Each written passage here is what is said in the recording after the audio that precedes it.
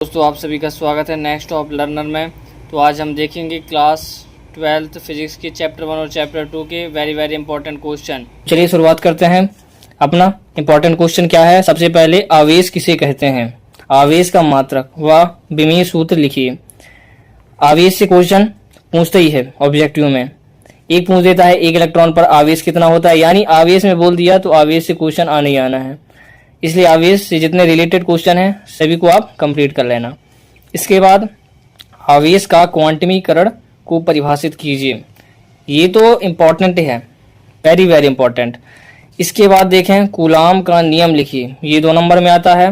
गणितीय व्याख्या सब मिला के 4 नंबर बन जाता है, इसलिए आप इनको कंप्लीट कर लेना। 4 नंबर के हिसाब से बहुत ही महत्वपूर्ण है।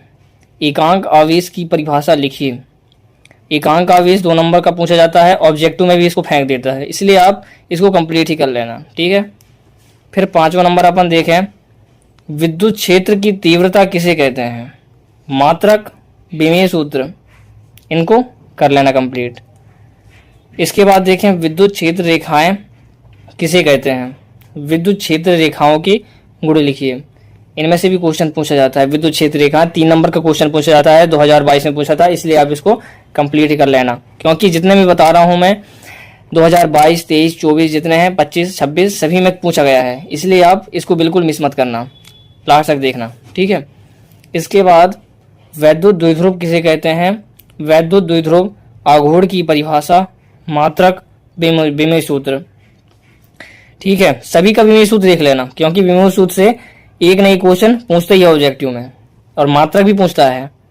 परिभाषा देख लेना, उनके व्यंजक देख लेना, मात्रक देख लेना, विमीय सूत्र देख लेना, कुल मिलाकर पूरा ही कंप्लीट कर लेना टॉपिक को। इसके बाद देखें 4 नंबर में एक न एक पूछते ही है, दोनों में से एक। अक्षीय स्थिति पर विद्युत क्षेत्र की तीव्रता ज्ञात कीजिए। अक्षीय स्थिति पर विद्युत क्षेत्र की तीव्रता ज्ञात कीजिए। और फिर इसके बाद निरक्षीय स्थिति पर विद्युत क्षेत्र की तीव्रता ज्ञात कीजिए। इनका व्यंजक 4 नंबर का पूछते ही है, इसलिए आप इनको बिल्कुल मिस मत करना, इनको पूरा ही कंप्लीट कर लेना। अगर आपको समझने में दिक्कत हो रही है तो आप मेरे चैनल में इनका सॉल्यूशन भी पड़ा है, आप वहां देख सकते हैं। इसके बाद देखें वैद्युत फ्लक्स किसे कहते हैं? मात्रक, विमीय सूत्र, ये क्वेश्चन पूछता ही है। वैद्युत फ्लक्स से क्वेश्चन आता ही आता है। इनके व्यंजक पूछ देता है वैद्युत फ्लक्स, ई एप्सिलॉन बराबर, और मात्रक पूछ देता है, और विमीय सूत्र पूछ देता है। इसके बाद देखें जो 100%, अब मैं कितना परसेंट बोल सकता हूँ, ये तो आता ही आता है। हर बार मैं देखा हूँ एग्जाम में, चाहे 2022 देखें, 26 देखें, 25 देखें, पूछा ही पूछा है, इसलिए आप इनको कंप्लीट कर लेना। कौन सा? गाउस का प्रमेय तथा सिद्ध कीजिए। इस चैप्टर का तो पूरा निचोड़ ही है ये गाउस का प्रमेय, ये वाला तो आता ही आता है। गाउस का प्रमेय लिखिए और सिद्ध कीजिए, ये व्यंजक आप बिल्कुल मिस मत करना। इसके बाद न्यूमेरिकल की बात करें तो अनंत लंबाई के सीधे आवेशित तार के कारण विद्युत क्षेत्र की तीव्रता ज्ञात कीजिए, ये क्वेश्चन है। इसके बाद देखें एक समान आवेशित पतली गोली खोल के कारण विद्युत क्षेत्र की तीव्रता ज्ञात कीजिए। ये 2 क्वेश्चन हैं, आप इनको कंप्लीट कर लेना। कुल मिला के इस चैप्टर में अगर बात करूं मैं तो 4 नंबर के हिसाब से बता रहा हूं कौन कौन सा क्वेश्चन आप 100% कर ही लेना। सबसे पहले कूलाम को बिल्कुल मत छोड़ना। इसके बाद 3 नंबर में अगर देखें तो विद्युत क्षेत्र रेखाएं, इनको बिल्कुल मत छोड़ना। इसके बाद अक्षीय स्थिति, निरक्षीय स्थिति, ये वेरी इंपॉर्टेंट है। इसके बाद देखें गाउस का प्रमेय, इसको तो कर ही लेना। और एक और क्वेश्चन आता है, कौन सा क्वेश्चन?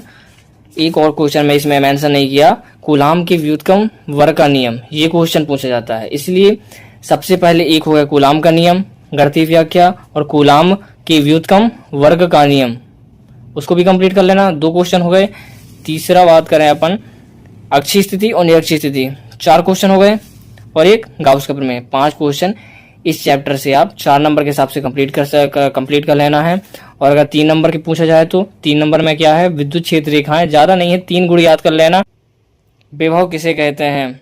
इसका ऐसा ही मात्रक, विमीय सूत्र पढ़ लेना है, ये 2 नंबर में पूछा जाता है। इसके बाद विभवांतर किसे कहते हैं? मात्रक व विमीय सूत्र लिखिए, ये भी 2 नंबर में अक्सर पूछा जाता है, इसको भी कंप्लीट कर लेना। इसके बाद बिंदु आवेश के कारण वैद्युत विभव की गणना कीजिए। बिंदु आवेश के कारण, ये अभी 2023 में पूछा था। ये वेरी वेरी इंपॉर्टेंट क्वेश्चन, इसको कंप्लीट कर ही लेना, पक्का ही आता है। ये 2023 में आया था, इसलिए 27 में भी चांसेस है, इसलिए इसको कंप्लीट कर लेना, ठीक है। इसके बाद है चौथा नंबर, अक्षीय स्थिति पर वैद्युत विभव की गणना कीजिए। अक्षीय और निरक्षीय स्थिति ये चैप्टर 1 में भी हैं, इसलिए इन दोनों क्वेश्चन के कॉन्सेप्टों को क्लियर कर लेना, ज़्यादा कठिन नहीं है, देख लेना, इंपॉर्टेंट है ये भी। 4 नंबर में पूछा जाता है, 4 नंबर के हिसाब से बता रहा हूँ। ये तीसरा क्वेश्चन, चौथा क्वेश्चन, 5वां क्वेश्चन वेरी वेरी इंपॉर्टेंट है। इसके बाद देखेंगे समविभव पृष्ठ किसे कहते हैं। 2 नंबर में ऑब्जेक्टिव में बहुत बार पूछा है, समविभव पृष्ठ के गुण लिखिए। ये 3 नंबर में पूछा जाता है इसके गुण, इसलिए आप इसके 3 गुण याद कर लेना और इसका डेफिनेशन याद कर लेना, ऑब्जेक्टिव में भी पूछा जाता है, ठीक है। इसके बाद समविभव पृष्ठ एक दूसरे को प्रतिच्छेद नहीं करते, क्यों? ये क्वेश्चन भी 2 नंबर में पूछा जाता है, 2023 में पूछा था, इसलिए आप इसको कंप्लीट करके जाना, ठीक है। इसके बाद देखें परावैद्युतांक किसे कहते हैं। परावैद्युत के ध्रुवण को समझाइए। ये भी 2 नंबर के हिसाब से क्वेश्चन है, इसलिए आप इसको भी कंप्लीट कर लेना। 2 नंबर के हिसाब से अगर मोस्ट बताऊं तो विभव, विभवांतर और समविभव, ये तो वेरी वेरी इंपॉर्टेंट है। और समविभव पृष्ठ एक दूसरे को प्रतिच्छेद नहीं करते, क्यों? ये भी वेरी वेरी इंपॉर्टेंट है। और परावैद्युतांक ये भी पूछा जाता है। इसके बाद देखें हम 4 नंबर का क्वेश्चन, 9वां नंबर, संधारित्र किसे कहते हैं। सबसे पहले हम देखें, जैसे ये व्यंजक निकालना है तो संधारित्र का डेफिनेशन ये 2 नंबर में पूछा जाता है, कभी काल 2 नंबर में पूछ देता है। अगर 4 नंबर में पूछा तो इसका परिभाषा भी लिखना पड़ता है, इसलिए आप अगर इसका व्यंजक अगर व्यंजक ज्ञात करोगे तो इनका परिभाषा भी लिखना है, ठीक है। इसके बाद संधारित्रों के श्रेणी क्रम संयोजन का तुल्य धारिता ज्ञात कीजिए।